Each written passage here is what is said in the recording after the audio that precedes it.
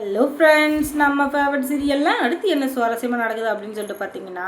இந்த ராஜேஸ்வரி இருந்துக்கிட்டு எல்லா தப்பையும் பண்ணிவிட்டு அந்த பழியை தூக்கி நம்ம மல்லி மேலே போட்டாங்க. ஆனால் மல்லி உஷாராக இருந்ததுனால கரெக்டாக அந்த நேரத்தில் போய், ஏண்டி என்னவா வந்து மாட்டி விட பார்க்குற, இந்த இதை நீ தான் சாப்பிட்ணும் அப்படின்னு சொல்லிட்டு அந்த பாஸ்தாவை கொண்டு போய் ராஜேஸ்வரி கிட்ட நீட்டுறாங்க. நான் ஏன் சாப்பிட்ணும், நீ சமைச்சதை சாப்பிட்ற அளவுக்கு நான் ஒன்றும் கேவலமான இது இல்லை. நான் வந்து ஃப்ளிப்கார்ட் ஜொமேட்டோவில் ஆர்டர் போட்டிருக்கேன். எனக்கு இன்னும் 10 நிமிஷத்தில் வகையாக பிரியாணி கட்லெட்டு அப்படின்னு சொல்லிட்டு 10 விதமான ஐட்டம்ஸ் வரப்போது. அதை சாப்பிட்டு நான் நிம்மதியாக இருக்க போகிறேன். நான் ஏன் உன்ன மாதிரி சாப்பாடெல்லாம் சாப்பிடணும் அப்படின்னு சொல்லி சொல்ல, ஓஹோ அப்படியா,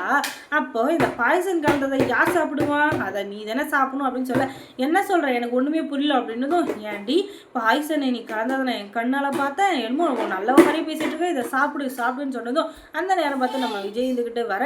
என்ன பேசிகிட்டு இருக்கீங்க, என்ன ஆச்சு அப்படின்னு சொல்ல, இவங்க இருந்துக்கிட்டு, விஜய் நீங்கள் வந்து ரொம்ப டயர்டாக இருப்பீங்க, அதனால் உங்களுக்கு வந்து நான் பாஸ்தா செஞ்சு வச்சுருந்தேன், அதில் இவள் பாய்சனை கலந்து வச்சுருக்கா, அப்படி இவள் கலக்கலைன்னா இதை அவளை சாப்பிட சொல்லுங்கள் அப்படின்னு சொல்ல, அவள் வந்துக்கிட்டு யோசிக்கிறா, நான் ஏன் பயப்படணும், நான் சாப்பிட்றேன் அப்படின்னு சொல்லிட்டு நல்ல முறையை நடிக்க, அந்த நேரம் பார்த்து வேறு யாரோ வந்து உள்ளே தடுக்க, அப்புறமா அந்த இது வந்து அப்படியே முடிஞ்சுது. என்ன தப்பிச்சிடலான்னு நினைக்கிறியா அப்படின்னு சொல்ல, ஆமாண்டி பாய்சன் என்ன வேணாலும் கலக்குவேன், இது என் வீடு, நீங்கள் இந்த வீட்டை விட்டு போயிட்டீங்கன்னா நான் ஏன் இந்த மாதிரி எல்லாம் செய்ய போகிற சொல்லுங்கள், நீங்களே பெருந்தன்மை இந்த வீட்டை விட்டு வெளியே போயிட்டீங்கன்னா உங்களுக்கும் நல்லது எனக்கும் நல்லது, கத்தி எனக்கும் டைம் வேஸ்ட் ஆகாது, அதே மாதிரி என் கூட போராடுற இது உங்களுக்கும் இருக்கவே இருக்காது, அதனால் தயவு செஞ்சு இந்த இடத்த விட்டு போயிடுங்க அப்படின்னு சொல்ல, நாங்கள் போக முடியாது மேடம், நாங்கள் போகவே முடியாது, ஏன்னா இந்த இடத்துல எங்களுக்கு சம உரிமை இருக்குது, நீ வந்து ஒரு பொண்ணாக இருந்தாலும் இவர் தான் வாரிசு, அதனால் இவருக்கு இல்லாத உரிமை உனக்கு என்ன அப்படின்னு சொல்லிட்டு மல்லி கேட்க, இதெல்லாம் நீ பேசவே கூடாது, ஏன்னா நீயே ஒரு அண்ணக்காவடி, எங்கள் விஷயத்தில் நீ தலையிடவே கூடாது, நீ வந்து விஜய கல்யாணம் பண்ணிட்ட அப்படின்றதுனால நீ ஒன்றும் பெரிய அப்படியே பாஸெல்லாம் கிடையாது, நீ எங்களுக்கு கீழே தான் எப்பவுமே, இந்த வீட்டில் மற்ற வேலைக்காரங்களுக்கும் உனக்கும் எந்த வித்தியாசமும் இல்லை, அவங்களுக்கு என்ன மரியாதையோ அதே தான் உனக்கும், அவங்க எப்படி இருக்காங்களோ அதே மாதிரி இருந்துக்கோ அப்படின்னு சொல்ல, உடனே விஜய்க்கு கோவம் வந்து, யாரை பார்த்து என்ன சொல்கிற, அவன் என் பொண்டாட்டி அப்படின்னதும், அப்படியோ விஜயே இவ்வளோ வாயத்தாந்து சொல்லிட்டாரு, இனிமே இவளுக்கு என்ன மரியாதைன்னு சொல்லிட்டு அந்த ராஜேஸ்வரியை பிடிச்சி கழுத்தை கரன்னு நெருக்கிறாங்க. ஏன்டி இந்த வீட்டில் தண்டை சோறு தின்னுக்கிட்டு என்னையா வீட்டை விட்டு போகணும், என்ன வேலைக்காரின்னு சொல்கிற, நீ முதல்ல வெளியே போடி, இந்த சொத்து பத்து எல்லாத்திலும் உனக்கு சமமாக பங்கு கொடுக்கணும்னா அது விஜய் மனசு வச்சா மட்டும் தான் முடியும், உங்கள் அப்பாவோட உயிரிலையும் அப்படி தான் எழுதியிருக்கு, விஜய் மனசு வந்து அவங்க அக்காவுக்கு ஏதாச்சும் கொடுக்கணும்னு நினச்சா கொடுக்கலாம், இல்லைன்னா அவளுக்கு போட்ட பிஸ்னஸ்ஸு, அவளுக்கு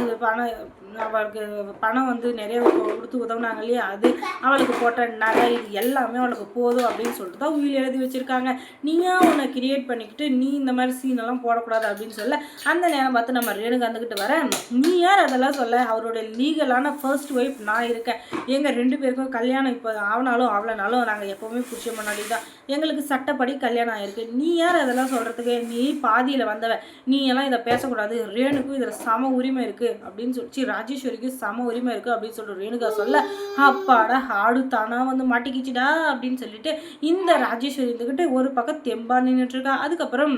விஜய் நான் சொல்கிறத கேளுங்க, இந்த மல்லி தான் விஷம், இவ வந்து வீட்டில் இருக்கிறவங்க கண்டிப்பாக நமக்கு எந்த நல்லதுமே நடக்க போகிறதில்ல, நமக்கு நடக்கிற இந்த கல்யாணத்துலேருந்து எல்லாத்தையுமே தடுத்து நிறுத்திட்டா, இப்போ வெண்பா கூட இவ கூட பேச மாட்டேங்கிறா, இவ கூட போக மாட்டேங்கிறா, இவளை பார்த்தாலே வெறுக்கிறா, அதனால் நம்ம தான் இந்த குடும்பத்தை நான் எடுத்து நடத்தணுமே தவிர, இவ தலையில் வந்து எல்லா பாரத்தையும் வச்சுட்டு இவ தான் பெரிய ஆளுன்னு சொல்லிட்டு இவ சீனா போடுற அளவுக்கு நீங்கள் வச்சுக்கிட்டீங்க, அதுக்கப்புறம் நமக்கே பெரிய ஆப்பா வந்து முடிஞ்சிடும், அதனால் நான் சொல்கிறத கேளுங்க, இனிமேலும் இவளை பக்கத்தில் வச்சுக்காதீங்க அப்படின்னு சொல்ல, அதை இப்போதைக்கு முடிவு பண்ணுற இடத்துல நான் இல்லை வேணும், ஏன்னா இப்போ இருக்கிற சூழ்நிலையில் மல்லி தான் எனக்கு பெரிய சப்போர்ட்டாக இருக்கா அப்படின்னு சொல்ல, என்ன விஜய் மறுபடியும் அரைச்சினுங்கிறீங்க, இவளை பற்றி நான் இவ்வளோ சொல்கிறேனே என் மேலே உங்களுக்கு நம்பிக்கை இல்லை அப்படின்னு சொல்ல, எனக்கு நம்பிக்கை இல்லாமல் இல்லை, மல்லியை என்னால் வெறுக்க முடியல, அதுதான் உண்மையான காரணம் அப்படின்னு சொல்ல, நீங்கள் சொல்கிறது எதுவுமே எனக்கு புரியல, ஏன்னா